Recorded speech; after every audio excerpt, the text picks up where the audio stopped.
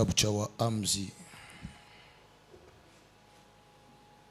sura yake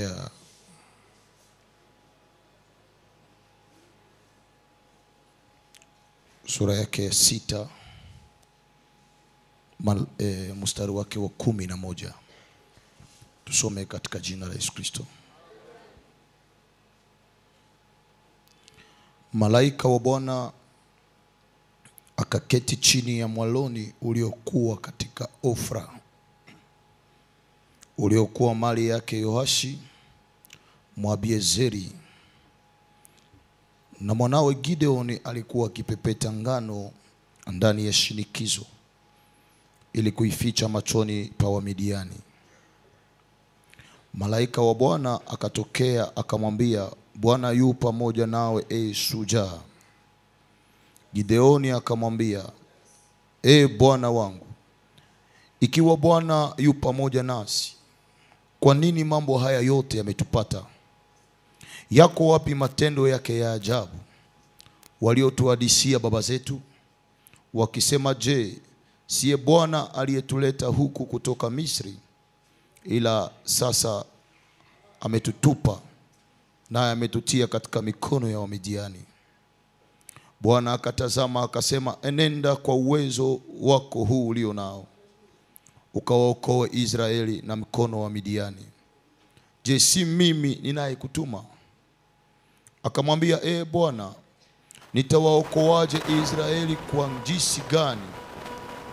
Tazama, jamaa zangu ndio walio maskini sana katika Manase, na mimi ndiye niliye mdogo katika nyumba ya baba yangu. Bwana akamwambia, hakika nitakuwa pamoja nawe, nawe utawapa Wamidiani kama mtu mmoja, utawapiga Wamidiani kama mtu mmoja.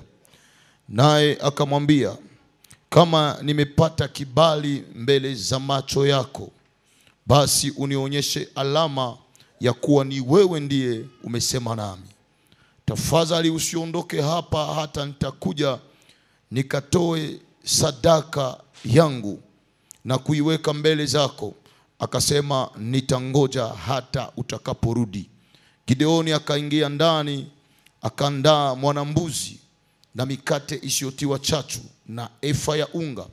Akaitia ile nyama katika kikapu, akautia chumvi katika kikapu. Nyama hiyo akamletea hapo nje chini ya mwaloni, akampa. Amen. Kwa wale ambao wanaendelea na sisi, nimepana etape mbili ya maisha ya mtu mwenye anavivre matokeo ya imani. Nikasema mtu mwenye anavivre resulta ya imani, kwanza maisha yake yanapaswa kuishi miujiza. Nimetoka hapo nikasema mtu ambaye anaishi matokeo ya imani ni mtu ambaye maisha yake inavivre etape ya pili ambao ni restauration. Na mu restauration nimeparle sur 3 choses, mais leo nda toucher deuxième, 3, 4e chose na 5e chose, ni restauration ya famille. Nimesema familia kwa parmi maanje zenye shetani kama anapenda piga watu anatushaka, paske anajua ni parti yenye ko sensible ya maisha ya mtu na hawezi kuiachilia. Walio upande wa Yesu waseme amen. Leo nataka nifanye tena hiki kitu, nataka kukingilia sana. Leo nda parler juu ya restauration familiale. Na hii restauration ya famille nda touche point capital ya famille, délivrance ya famille. Hauwezi vivre ishara na Mungu kama maisha yako inafungwa. Kuna ahadi Mungu atakupatia, pana majibu ya maombi yatatokea, lakini kama maisha yako yanafungwa, utafikiri ni Mungu amechelewa kutenda. Wakati mwingine utafikiri ni wewe unaomba vibaya, kumbe shida maisha yako haijafunguliwa. Nimeona watu wameomba Mungu na wengine wakafa maskini, wengine walikufa bila kuona ahadi za Mungu, sababu maisha yao halikuwa bado haijafunguliwa. Mtu mwenye haya kuwa delivery kwa maisha anaweza omba na Mungu anamprometre kitu na hata kifanya. Mungu akiahidi, atakayefanya ahadi timilike ni wewe, sio Mungu. Waliahidiwa wote wataingia Kanaani, lakini hawakuingia. Walioingia Kanaani ni Joshua na Kalebu. Japo wote walipewa ahadi na Mungu, lakini marche mu desert na Mungu juu ya incredulite ikabaima kuingia. Mungu anaweza kuprometre kitu lakini bifungo na kuima zile baraka. Kuna mtu aseme amen? Sote tuko hapa, kila mtu ana jamaa ametoka ndani. Kila mtu yuko hapa na wazazi wamemzaa. Kila familia iko na historia yake. Na kila jamaa ina madhabahu yake. Na kila jamaa ina historia yake. So ukiona watu wamekaa kanisani, usifikiri wote wana historia moja. Kila watu wana historia yao. Kila aliyefaulu maisha ana siri ya kufaulu kwake. Kila aliyesimama kwa maisha ana siri iliyomsimamisha kimaisha. Usione watu wanaendelea kibiashara, kila mtu ana siri iliyomfanya kufaulu katika biashara. Bwana Yesu asifiwe sana. Kwa hiyo ukiona jamaa limesimama, usilitamani. Taka kwanza kujua ni lengo gani hao wamesimamia, ili kwamba hiyo jamaa iimarike na wawe hodari. Jamaa nyingi za watu wamesumbuka. Jamaa nyingi zimesumbuliwa sababu ya kukosa ufungulivu. Hawajafunguliwa bado. Note bien, unaweza amini Mungu na haujafunguliwaka. Unaweza okoka na haujafunguliwaka. Unaweza imba na haujafunguliwaka. Kuko kuokoka, kuna kuamini Yesu na kuna ufungulivu. Biblia inasema katika kitabu cha Mathayo 21 mstari wake wa kwanza ya kwamba Yesu anaingia Yerusalemu. Anafika kwa kijiji kimoja kinaitwa Betfage. Akawaambia wale wanafunzi wake, enendeni katika kijiji hiki kinachokabili hapa. Mara mtamkuta punda amefungwa na mwana punda pamoja. Mfungueni mleteni. Na wakiwauliza neno, semeni Bwana anamhitaji. Lakini chini inasema hivi, ndipo litatimia neno lililonenwa na manabii likisema, tazama binti Sayuni, mfalme wako anakuja, amepanda punda na mwana punda pamoja. Kinachonishangaza katika hii andiko ni kwamba manabii walitabiri Yesu atapandia punda.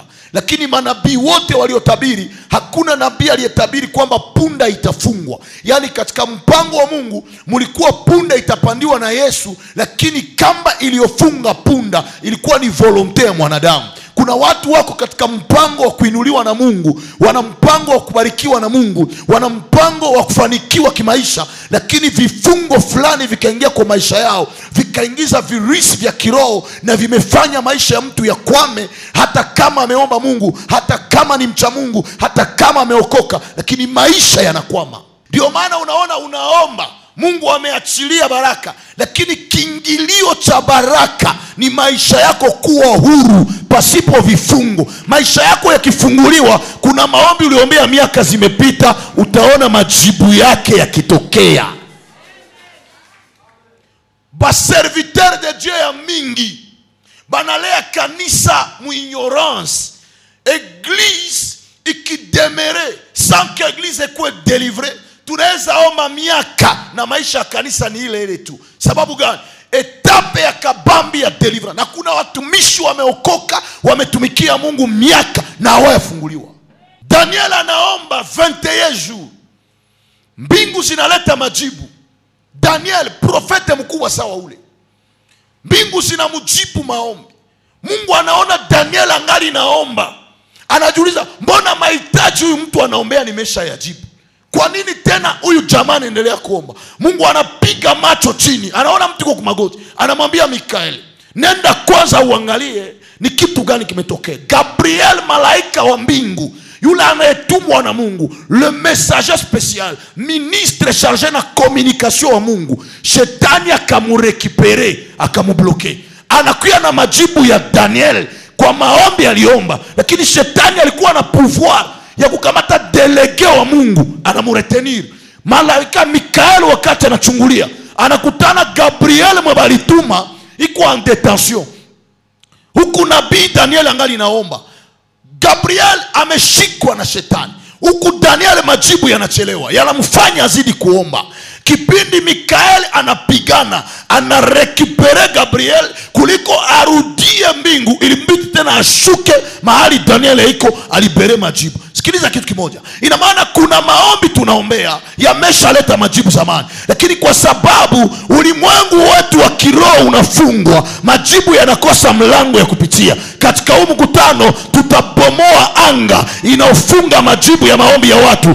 Watu waishi matokeo ya maombi ya miaka.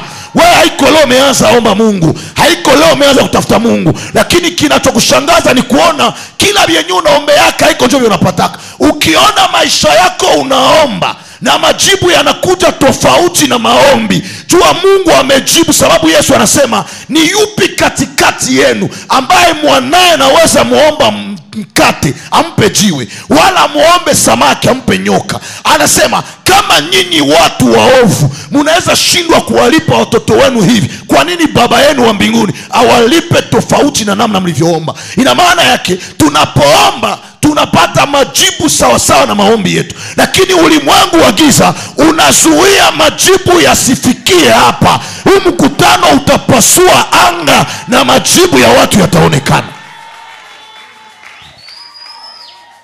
Wewe unajua ni waprofeti ngapi ushafanya basema bongo?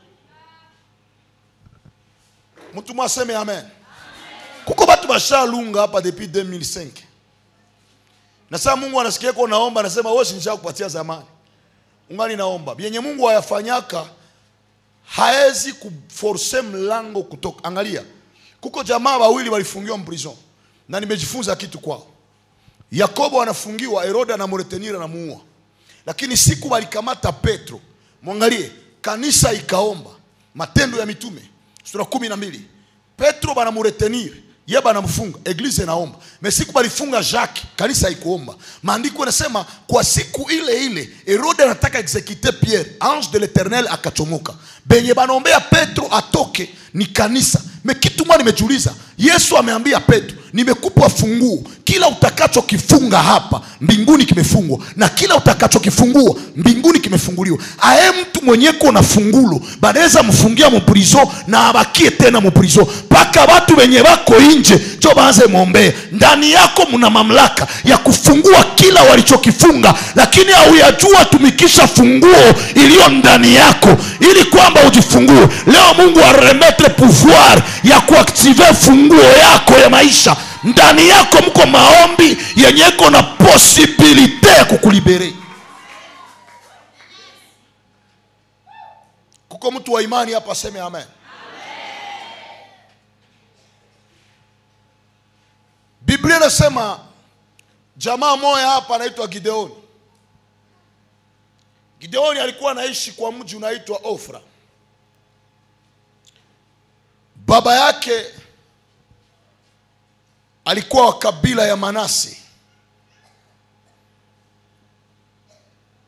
Biblia inasema hawa jamaa walisumbuka wakateseka.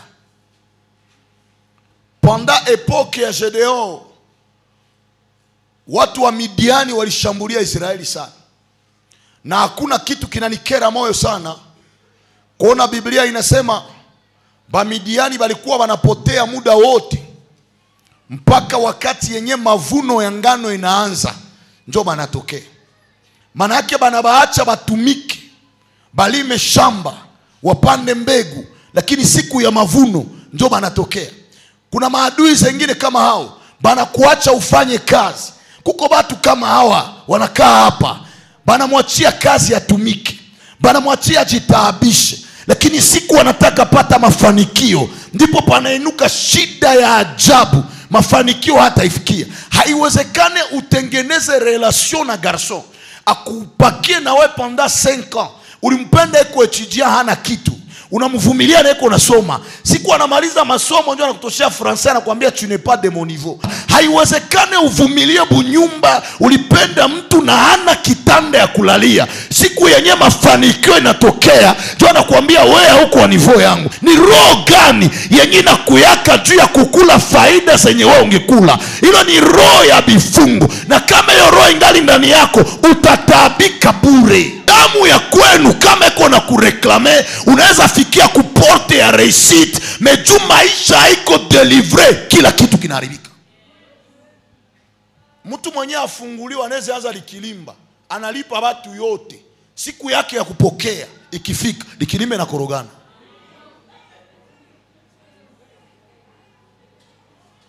Inua mkono, sema nafunguliwa hapa leo.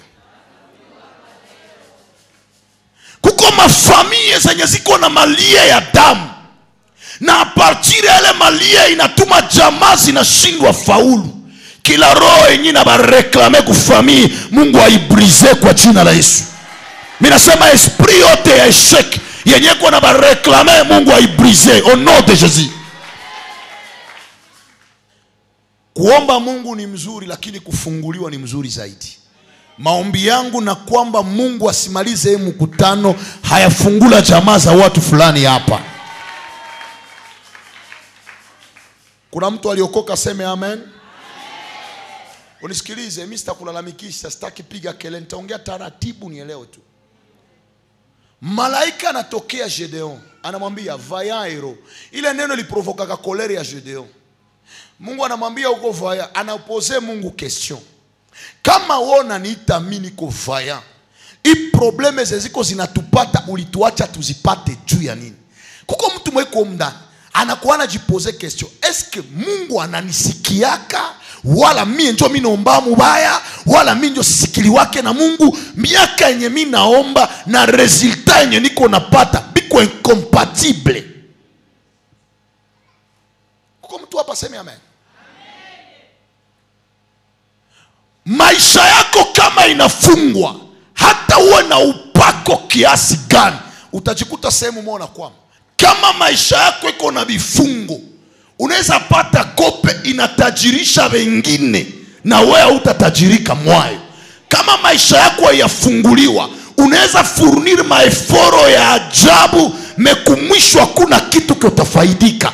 Miaka sawa yako watu walikuwa na vipaji yenyoko navyo bikawafaidikisha. Biblia inasema kipawa ni utajiri machoni pa yeye aliye nacho, na kila kinapogeuka kinaleta faida. Mezari kende nasema kipawa katika mikono ya mpumbafu ni umaskini. Eglise Gedeon banakuya, ni ba Midian banakuya, taya yenye banatosha ngano kuanza tumika, ba Midian banakuya banabeba. Mais un jour Gedeon ka développer akili, akasema hapana, yawezekana aba jamaa banatuibaka ngano juu tunaipuria nje, bakajenga angare kwabo. Gedeon akakuwa naipura mle ndani. Le jour yenye iko ndani iko na pura ngano, malaika ya Bwana akamtokea akamwambia, ewe shujaa.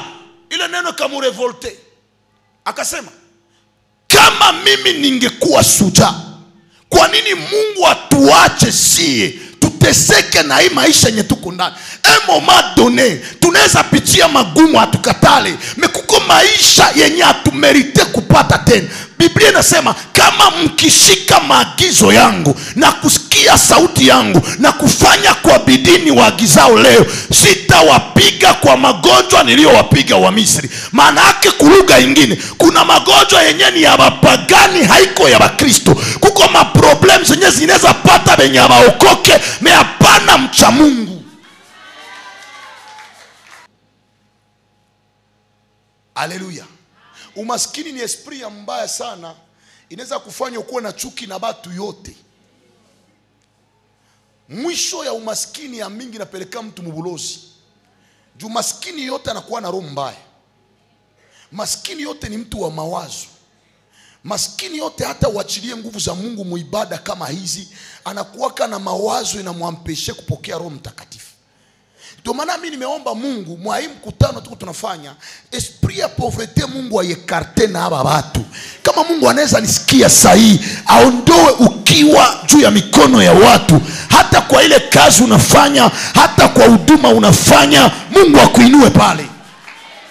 Farao anauliza, hivi tunataka kosa gestion, nani mtupatie hii titre? Joseph akapresente candidature yake, akambia mimi naweza weza. Farao akamwambia na sione mwingine mtu mwanaweza fanya hii kitu, lazima niwe. Un jour nimeambia watu hivi, mu maisha yako kuwa na specialite yenye inaweza kukukalifia mbele ya watu. Ukikuwa na specialite ya wewe peke, shida yenye mko roho mnapenda kopie sana. Siku batapenda kusikia, baki kusikia msauti ya mwingine, habata kukonsome. Fais ce que tu fais par ta propre voix.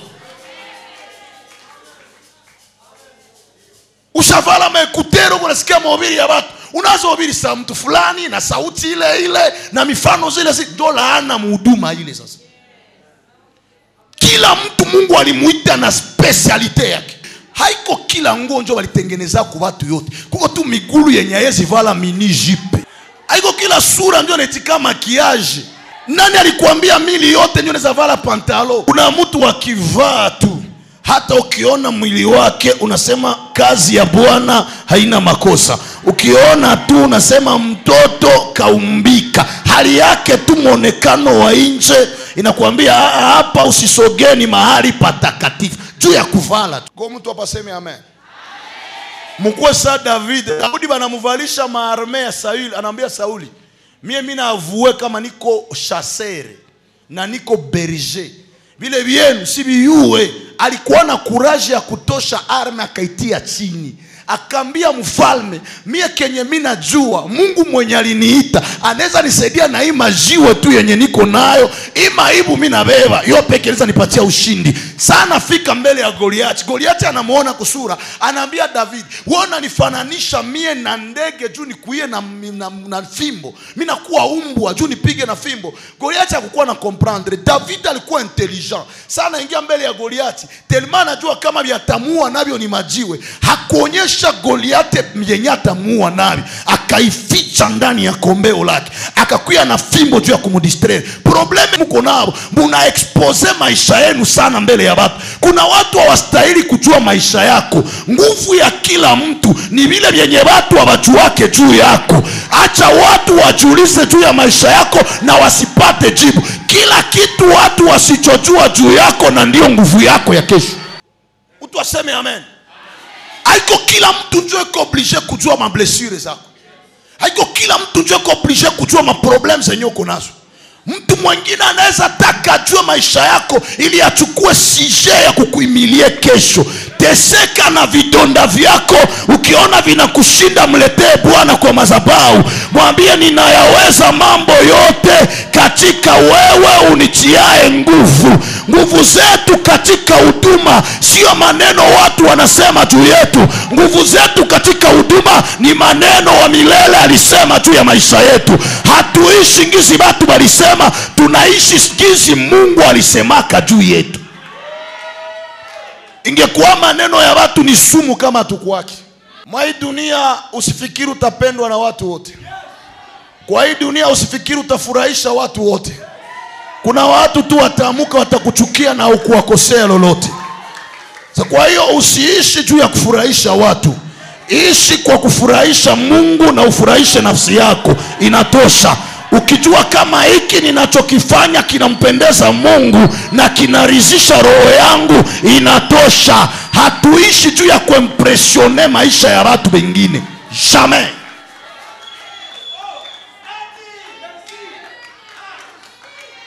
Jamais. Hauwezi kukua reference ya watu yote. Kuna mtu hapa aseme amen. Des fois tunekalaka tunajiuliza sie na watu fulani tunakufaka nini? Hawezi jua. Hawezi jua. Ishi maisha yako ikufurahishe. Ishi maisha yako impendeze Mungu. Ishi maisha yako iwe baraka kwa watu wengine. Ishi maisha yako Mungu aione na apendezwe nayo. Hautapendewa na watu yote. Kuna watu hawatakupenda na ile sikuvunje moyo. Wewe songa mbele, fanya maisha yako, shughulika na wengine, ishi na wanaokupenda, shughulika na wanaokujali, jipatie raha na wale wanaokujali, wengine watashughulika na wao wenyewe. Angalia, kuna kamba yenye leo itakatika na itakuwa nouveau départ yako na Mungu. Kuna kamba yenye takatika na itakuwa nouveau départ na Mungu. Biblia inasema Gedeon akambia ange de l'Eternel, kama plan ya Mungu ni mie nifunguliwe, uningoe hapa. Malaika kaikala. Gedeon ndio mtu wa kwanza anaikalisha Mungu kulijiwe. Na Mungu akumungoa tu wacheze mchuba, hapana. Akumungoa tu wacheze damu. Gedeon aliambia Mungu, ningoe pale mimi nenda kuletea sadaka. Sema sadaka. Sadaka ni kitu yenye na ralentir mouvement ya Mungu. Sadaka ni kitu kenye kinaweza kukutosha mubifungo yenye aungilitoka ndani. Offrande inaongeaka kwenye maombi yako haikuweza ongea. Maisha ya haba batu yote munaona banainuka ni batu walikuwa na masakrifise nyuma yao. Na njoko nimeambia ba Kristu kama munaona ba occultiste bana evoluer kubashinda, bo bana respecte domaine ya sakrifise mu monde yao. Mesie ba chrétien kwetu unaweza ambia mtu tuombe na tufanye sadaka, anona saa munafika kusadaka ondire munatamu pie. Hapana, domaine za kiroho hazibadilike. Kuna maombi ambayo haitakufungua kabla haikufanyiwa sadaka. Jedeo, kamba za kwenu hazitakuacha bila kulibere sakrifise yenye takufungua. Maandiko inasema baada ya kuchinja mbuzi afanye sadaka kwa Bwana, malaika kamwambia, nenda katika nyumba ya baba yako ukamate ile ngombe yenyeko pale, uje ujenge madhabahu uiteketeze. Biblia yangu inasema Jedeo akachinja ngombe ya baba yake. Manake sadaka hatuwezi toa tu zetu, hapana. Sadaka haiko tu pesa, sadaka ni kila kenye kinaweza hitajika kwa ufungulivu wa maisha yako. Oropile bebako wanafanya ni kopia bitu balijenspire mu domaine ya kiroho. Pourquoi Abraham malgré promesse ya Mungu zote hata si atteindre aussi longtemps yafanya sacrifice? Si tu veux réussir et aller plus loin dans la spiritualité, accepte de faire un sacrifice. Na mtu mwatatosha samaki mumai, anetupiaka kwanza kitu, samaki inakula, njua anepeleke nchikavu. Nye munapenda pata samaki na mpendi poteza kitu mumai.